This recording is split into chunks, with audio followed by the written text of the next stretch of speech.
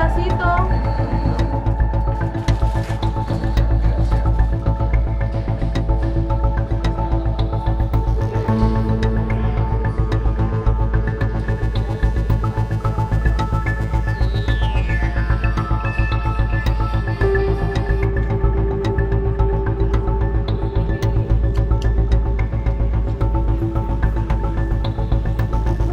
So even when we do go back to, quote unquote normal, there's the issue of you have this flood of unemployed people, women, because women have been more impacted, it puts more women on the job market. And so the competition is going to be fiercer.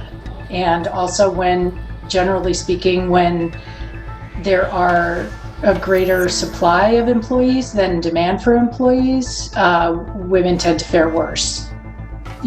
Basically employers discriminate when they have the ability to do so.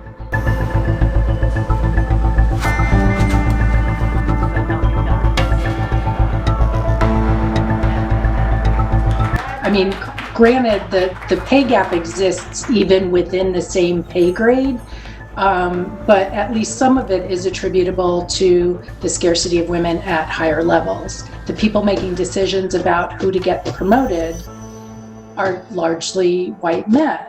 And because of who their networks are, and because they see themselves as successful, if I'm successful, I'll pick someone just like me, and that tends to be additional white men.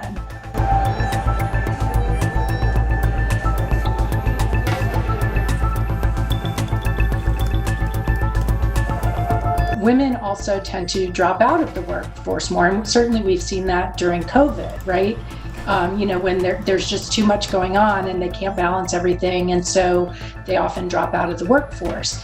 And even before COVID, we see a pattern where women tend to voluntarily leave the workforce more than men do, or at higher rates than men do.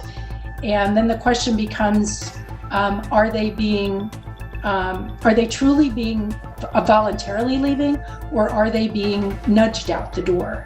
So this leadership gap also propels this higher proportion of women dropping out of the workforce because there's a sense of futility. Well, the reality is, if we're not capitalizing, as a society we're not capitalizing on our resources, we're losing out as a society.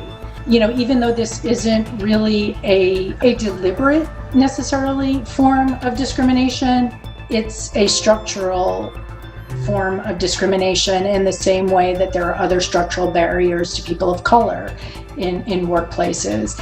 And so I think, given that, women still do bear the primary responsibility for childcare, it affects their ability to work, and to the extent that their ability to work is compromised, our society is not benefiting from what women bring to the workplace.